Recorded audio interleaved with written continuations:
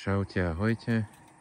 Takže tuto je moje CF Moto 800 MT Explorer, kupované minulý rok 31. júla. Momentálne mám najazdených nejakých 8800 km bez nejakej poruchy.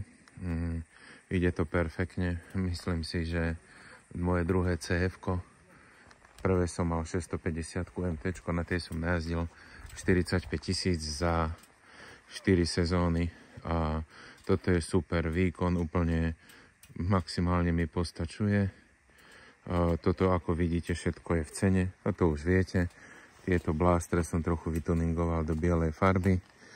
Mám 182 cm, plexi je úplne super, myslím aj v tej vrchnej, aj v tej spodnej polohe.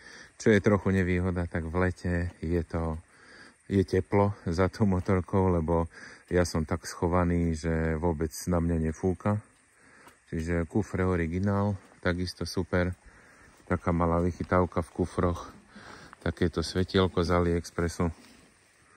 Aj keď príde človek večer domov, tak môže si posvietiť.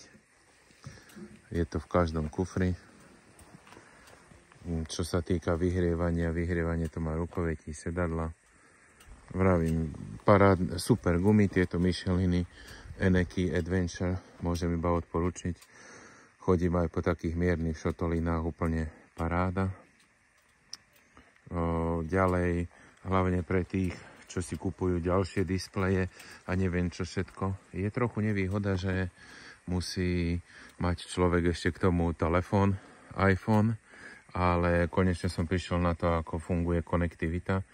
To znamená, že mám aj Senu, teda Schubert komunikátor v C5 prílbe. Je to Schubert C2, hej, C2. No, funguje to asi tak, že musí byť spojený mobil cez Apple CarPlay a motorka je spojená s komunikátorom.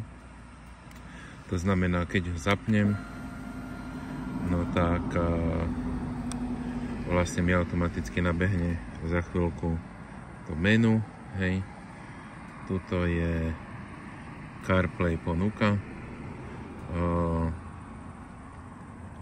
Teraz mi tam nabiehajú nejaké správy. Trošku to musím dať preč. Čo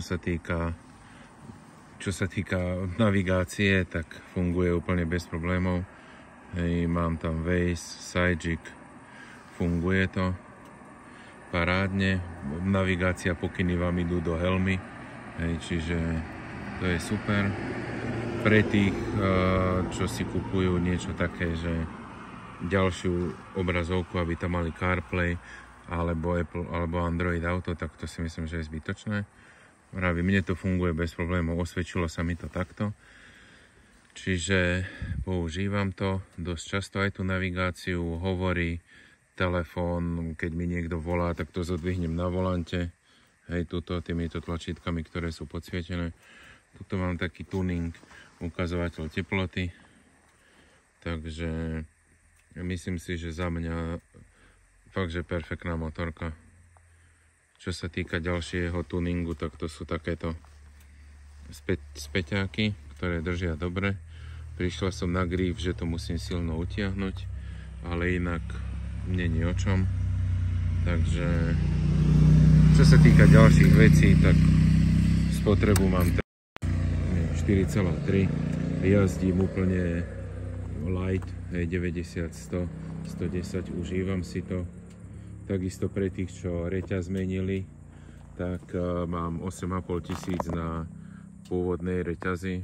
Hej, teraz mi ju budú musieť dotiahnuť asi v servise, čo mám za mesiac, lebo možno, že je trochu povolená.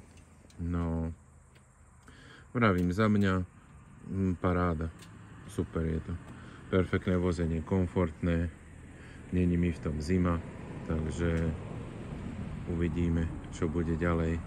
Možno, že ma napadne ešte nejaké ďalšie video spraviť. Ale zatiaľ toľko. Hej, pozdravujem vás, Oravy. Čauko.